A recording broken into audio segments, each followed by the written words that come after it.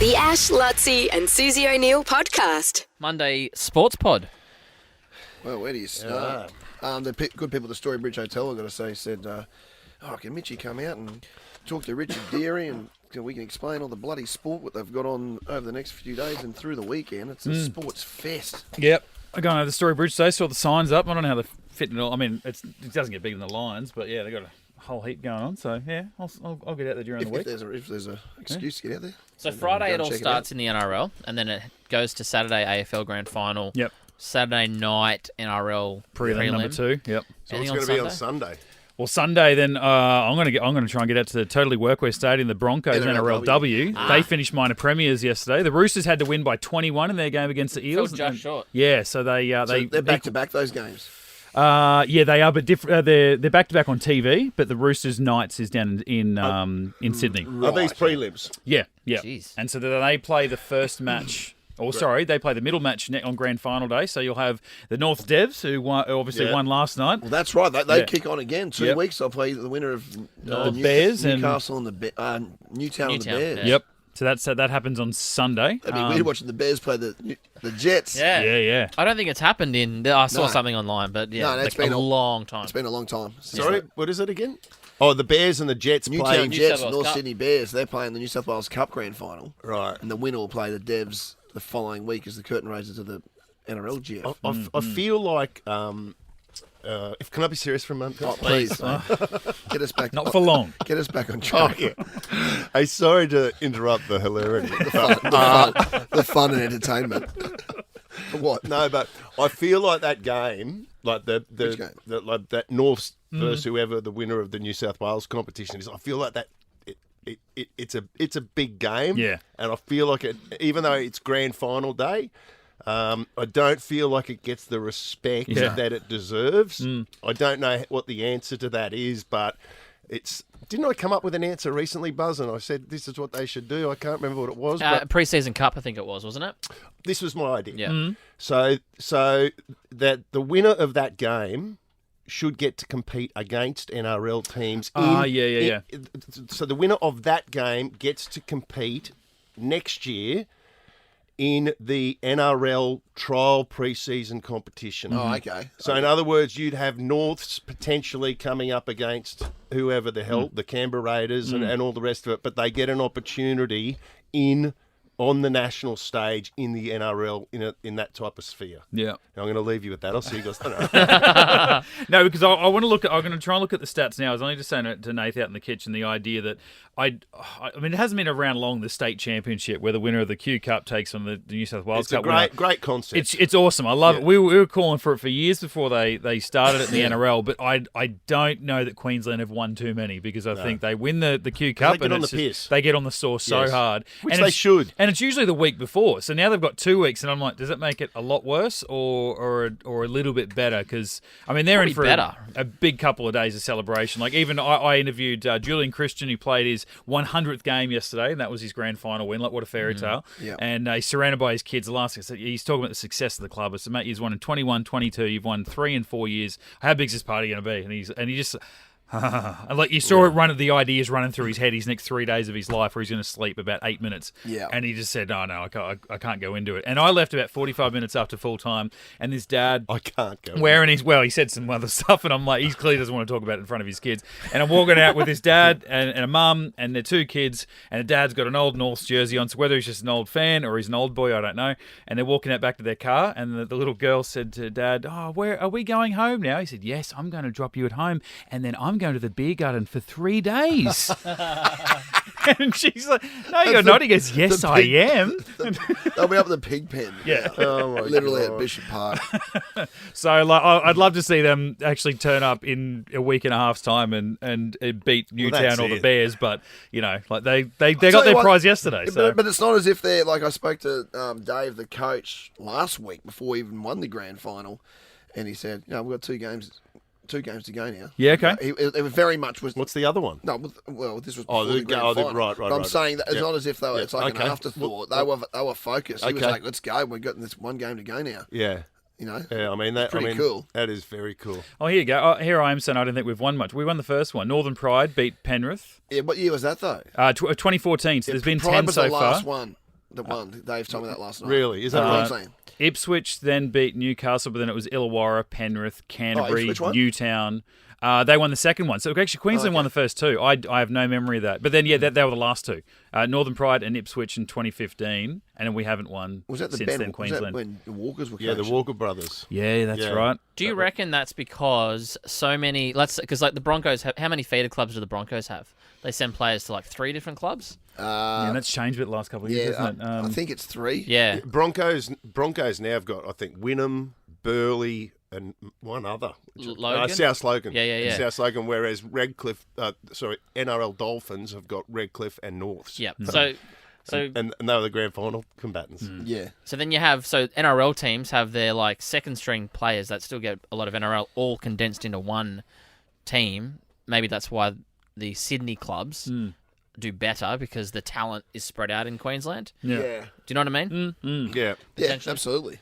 But they were 3 big wins for the Devs. Like the finish in second, and they had I think 4 more losses than did the Northern Pride finish in. Were they minor premiers? Whoever the minor premiers were. They call them up north. Oh, the Cutters? The Cutters. No, No? the other Northern one. Pride. Was it The Blackhawks? Townsville? I was only Might looking be at. Pride. Is it Northern Pride? Northern Pride is Where are they based? Cairns. It was Yeah. the Pride. Yeah. Yep. Yeah. So Yeah, they the Cairns team. That must be. Yeah.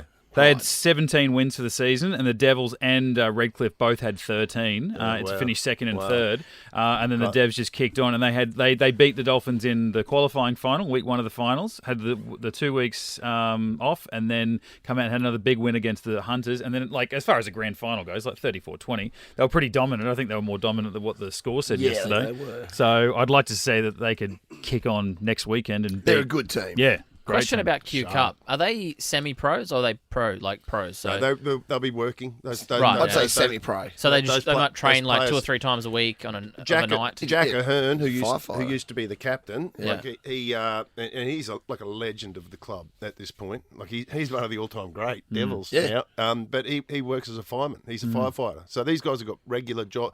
A lot of them, in fact, Josh Kerr, the Redcliffe prop, who's played a lot of NRL, he was saying in an excellent interview that he did on the coverage on KO last night after the game, just like how much respect he's got for his teammates, because he said, I'm actually lucky that I am a professional player, but these guys are like a lot of them on the tools all day. Yep. They've got regular jobs, they're teachers, they're firefighters, they're whatever, and they're family men, they're fathers, and then on top of that they go and do this training, and the training is brutal. Yeah. Like a pre-season training at one of these Hostplus Cups would be just probably not just as brutal, but very, very hard to get through. So, it's a big year. Yeah. It's pretty So impressive. they've earned a couple of weeks to get Yeah. on it. Absolutely. But, and the Brownlow's on tonight. Yeah. Yeah. So does Lockie and everyone just watch it from a room Yeah. in They make at it the look Gabba or exactly something, like the place in Melbourne, I'm pretty sure. Yeah, Because I remember last year them doing cutbacks. Because remember, was it last year Lockie won last year. Yeah, Yeah. so they kept on doing cutbacks. And I thought, looking at it, that he was in the exact same room as everyone else. Yeah. But he wasn't. He still sort of like walked up and Yeah. behind a lectern Yeah, and exactly. spoke like he was in the room. So Yeah. as far as a TV product goes, it looks like he's... You'd love that, wouldn't you? So actually, I wonder, here's something for you. Both grand final teams, neither of them will be down there in Melbourne for the Brownlows. No. Yeah. So Sydney. that might be one of the first times that's happened. Yeah. Since, 2006, was it? Yeah, but I bet you they didn't have the technology in 2006. That's a good point. I bet you by then they all had to actually go down there Yeah. and then come back. I wonder if that grand final parade and all that type of stuff will be just as big in Melbourne. Yeah. Yeah. Probably God, not. they're making such a big deal. Like, I mean, Sarah, my wife, Victorian, she's looking at all the tiles on socials last night. It's the first time since 2006. She goes, that's not that long. Like, why are they just like Melbourne crowing about it? And there was such a big lead in. I was watching a clip from 4 or 5 weeks out from the finals, and these guys, Victorian commentators of some description, and they were talking about how the top 4 teams or the top 6 teams were going to be Melbourne-based or Victorian-based. And and it's starting to feel right. Like when that, that's a dream. And I'm like, well, it's a national game. So I actually love the idea that there isn't a Victorian team in there. And in 06, there was no Victorian team in the AFL, and it was Melbourne and Brisbane in the NRL. So there was no Sydney team in the NRL as well. So like people were losing their minds in 2006. But and nobody. What about in the NRL in 2015? 15, yeah. When it was Cowboys and Broncos. I mean, the stadium that night was absolutely full. That was one of the best atmospheres I've ever been to. Yeah, and I can't imagine what that's going to... Because, I mean, there was still plenty of Lions fans at the MCG the other night. Like, the Geelong, they were getting a huge roar at the start because they had a better first quarter. But by the final minutes, like, there were a lot of Lions fans down there. So, yeah, that'll be... I'm so jealous of anyone who gets to go. Like, it's not even something you can consider. Like when we're talking about the prices and stuff. Yeah. And I had so many family members that were there the other night. Obviously, all Cats, and I'm driving my kids around, and they're all cheering for the Cat. I was a lone lion that night, and then I actually watched the last 10 minutes of the game in a cinema because I'd booked a night out with Sarah, and I'm like, we're going to overlap here. So the first 10 minutes of us watching Deadpool and Wolverine, I'm sitting there with KO on my lap watching the last 10 minutes, and she's looking over, and the Lions got that first of their last 2 goals, second of their last to go 12 up, and she's, oh, damn, you know. And then they went through its full time. She said, oh, that's a shame. And I'm like, I know. And inside, I'm like, you little... My wife booked a date night for us on Saturday night. Just gone or coming up? No, just gone. Yeah. Yeah, that didn't happen. I was going to say, with the Roosters. Really? She needs that NRL app. I know. Yeah. Well, it's in the family calendar and everything, Monty.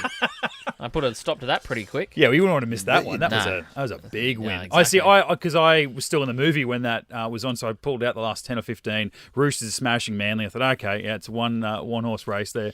And then the next day I thought, okay, I watched the last 10 or 15 minutes of the Lions, and I thought, bugger it, I'll watch the replay, Roosters Manly, and I'm skimming through KO, and I found it about 10 minutes into the first half. I thought, this'll do. I'm like, no, go back, watch it from the start. And thank God I did. Were you back in the country by that point? You wouldn't have been. No, I was watching the highlight. You're talking about the first 2 tackles of the game. God. Can you imagine if that's your if you're a Manly supporter, and you lose 2 players in the first 2 tackles of the game?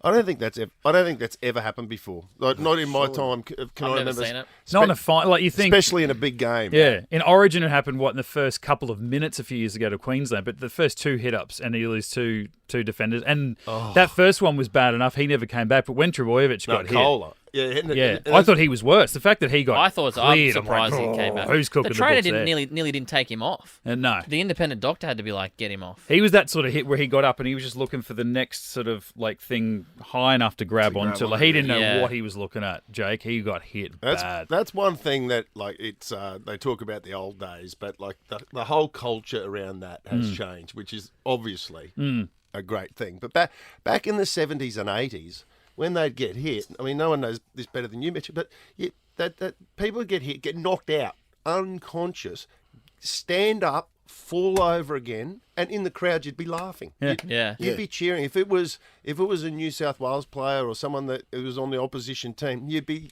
like, you pussy. And then if it was one of your guys and like fully knocked unconscious, up on their feet, and you'd just be like, oh, how gutsy. What a tough player. But it was like a badge of honour that if you got knocked out, it's like, and stayed on. And then what happened? Like, how did you manage to get through the game? It was like if you got knocked out and came off, there was a little bit like, he's a bit suspect under pressure.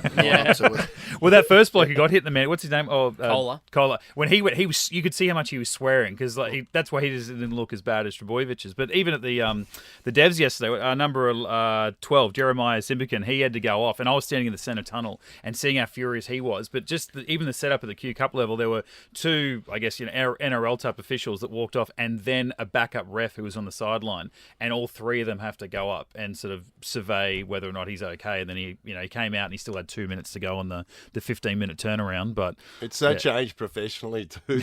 The sport, like back from like when I used to be there was a time last night where the Redcliffe, one of the prop forwards or whatever, he got split, and so he's bleeding from the head, and the refs pulled him out and gone, no, you got to go off, blood bin, you'll have to go into the blood bin. And then he says, whatever the guy's name was, he said, turn around, let me have another look at you.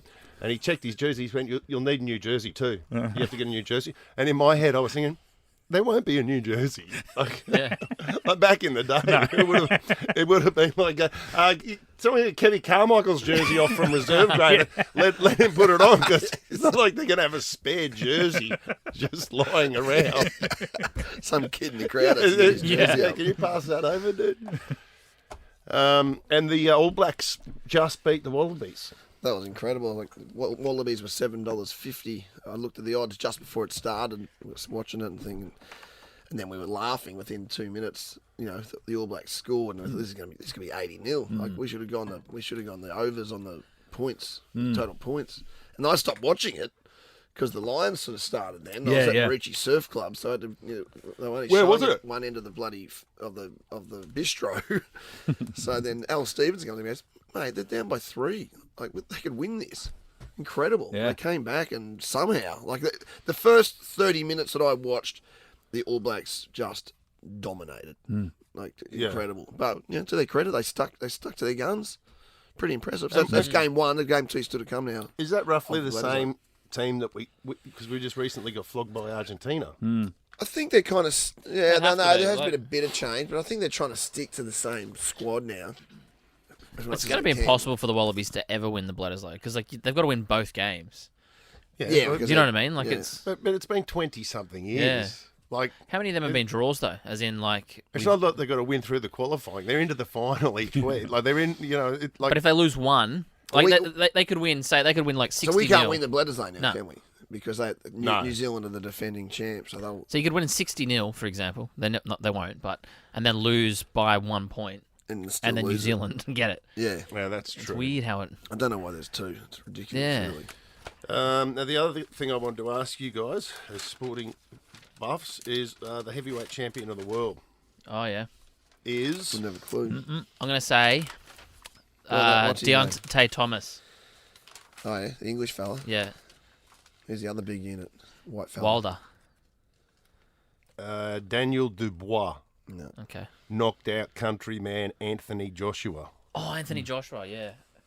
during their IBF World Heavyweight title fight at Wembley Stadium. How many people were there? That's a huge stadium. 96,000 fans. Jesus. That's got to be almost a record, isn't it? Holy hell. 96,000 fans. Was that the thing? Was Tyson Fury there watching? I saw a clip online on Insta yesterday. I don't know where it was from, but it showed. Is he got a brother, Thomas? It showed it was like Thomas, and people were booing him. Oh, just give it, and he's like, yeah, put the fists up, and people were booing, and then they cut to Tyson Fury, and everyone's like, ah, and they're like, yeah, they love the big brother. But I didn't know where that was from. Yeah, I didn't even know that was going on over the weekend. So, neither did I. Not the names. There's so much. Even just like you said, Saturday with the AFL, that NRL, the Bledisloe as well. It's just too much to keep up with. And then final thing, Buzz, is the Formula One fair. It's all over for Ricciardo, is it? Well, I don't know if that's official yet, but there's suggestions. That's what they're saying. That he won't find a team? Not for this year. The rumours going around that he might have a seat at Sauber next year, but it looks for all money this year that his time with the Red Bull team is over.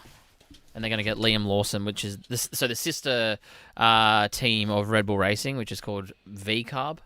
Looks like they're going to get rid of him. But he was like, only a few weeks ago, there was chatter around Sergio Perez, who drives for the main team, who's Max Verstappen's teammate. Bitch. Yeah, they were going to say that Ricciardo was going to be the replacement for him, and now it looks like Ricciardo's without a seat. So it's be interesting, Danny Rick.